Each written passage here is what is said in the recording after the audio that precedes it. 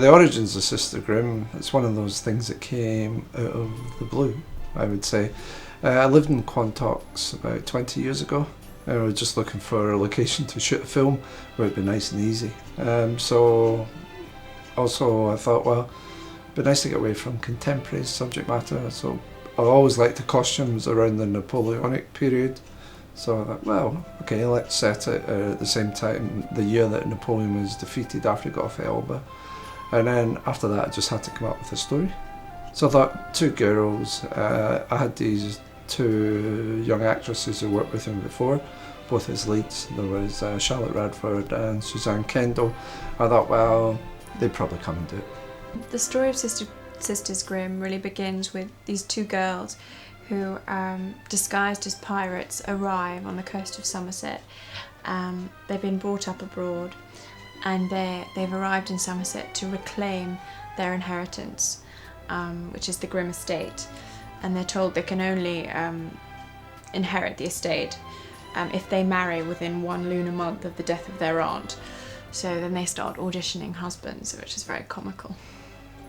Sisters Grimm is a classic period romp. It's about two sisters come back to England, come back with a letter from their great aunt Augusta entitling them to their share of the family inheritance. I worked with both Charlotte and Suzanne before. Charlotte was the lead on Inside Out, where she plays a Czech girl on the Make in London. I actually did a fantastic performance in that. She also, in the first movie she did was with us, where she plays an android out in space in a film called Dark Side of Heaven. One of the best androids you're ever going to see. And so with Sisters Grimm, I think it's part of a development of working with us. Who were your inspirations when you were starting as an actor? Well, I wanted to be an actor ever since I was a little girl, and so I suppose those are my earliest inspirations. And I used to spend a lot of time with my grandparents watching the old classics, you know, Rodgers and Hammerstein movies and Fred Astaire movies, you know, things like High Society, where the music's all done by Cole Porter. And so I'd say the old screen stars like Grace Kelly and Monroe and people like that. Well, I'm a classically trained actress, but I will say that each character obviously demands something different, so I have to approach each character with a completely open mind. I have to be non-judgmental, and I will use the techniques which I think are appropriate for that particular character. So obviously it changes every time with each character and the demands that puts upon me as an artist. Describe your relationship with Suzanne, your sister, in the picture. My relationship to Suzanne has developed over the last few years because we worked together.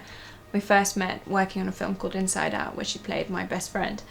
So we got to know one another then. Suzanne's a very genuine, down-to-earth person, which is really refreshing to work with.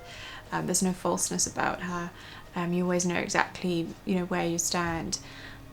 Everybody likes working with Suzanne because of that, and she's become a very great friend to me. Suzanne Kendall, she first appeared in Inside Out as Charlotte's best friend, and then she went on to do a lead in Seven Crosses, where she plays the Mad Minnie Tucker, who has an incestuous affair with her brother. And then, so I think pairing Suzanne and Charlotte together again, it was fun. You know, it was good. They got on well together. They were easy to work with. Yeah. Esme, that's Charlotte's character, and my character, dressed as pirates, wandering around the Quantock Hills with guns. It was a great character to play, lots of fun.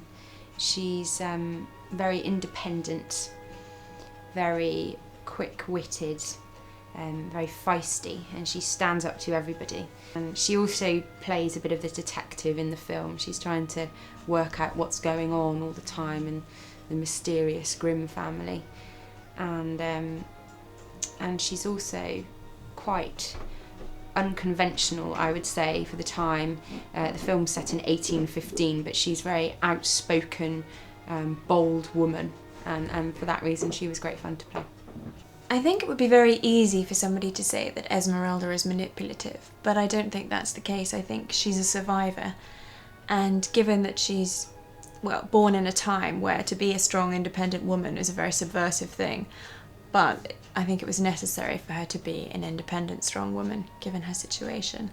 And she, like acting really, uses all the skills she needs in order to survive.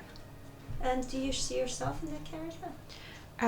Yes, I do. I'm quite an adventurous person. I have a slightly mischievous streak. I think she does too, so I can relate to that.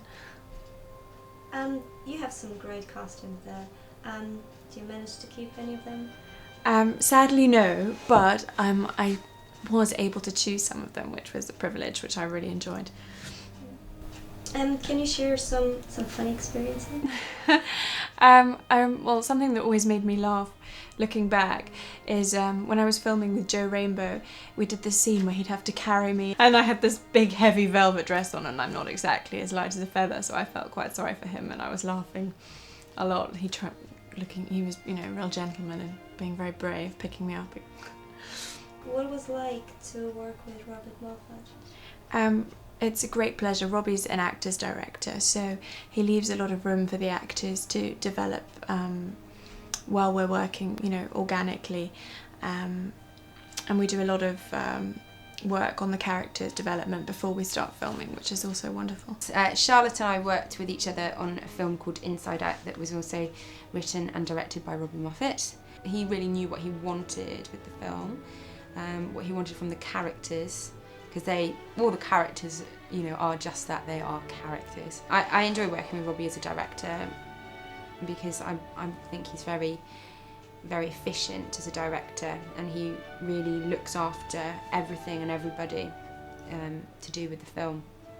But he's also very creative, and he's sort of struck a nice balance between creativity and efficiency. So we get things done, and we get them done in a creative, interesting way. Actors who can act are rare. I would say that actors who really have any sustainable career are the ones that can reinvent themselves. Having said that, though, Hollywood seems to thrive on people being themselves, but at the same time the camera doesn't lie. So you have to find actors who are something close of themselves coming onto the screen, but putting them within the clothes of a character.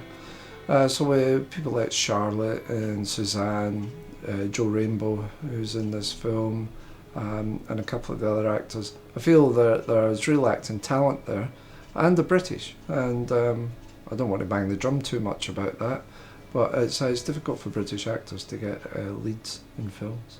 The Quantocks are wonderful. They're wild and mysterious, and the atmosphere of the Quantocks just lent itself very nicely to the film, I think. And also, because it was a period film, it's very difficult to get the setting right, and I think it lent itself to the film very well in that respect as well. It's quite untouched, but it really was beautiful. It was very cold. We were filming in sort of March time, and it was freezing.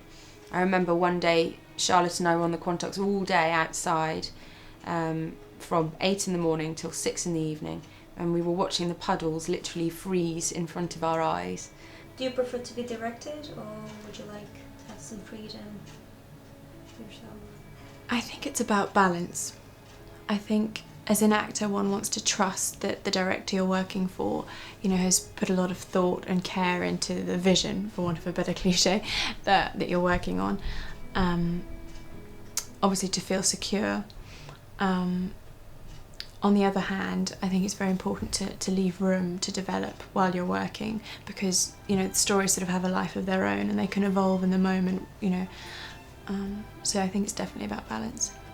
The main motivation is, one, having to pay an overhead, and two, try to create employment for other people. But the other aspect of it is I wouldn't do it if I didn't like it. So I think it's also therapy for me. Like all therapy, if you can make money from it, that's good. And I think people would have maybe have told me by now whether I should have given up or not. And so I'm just assuming that there might be someone around the corner just about to tell me to give up. But I'll not look around the corners and just keep going.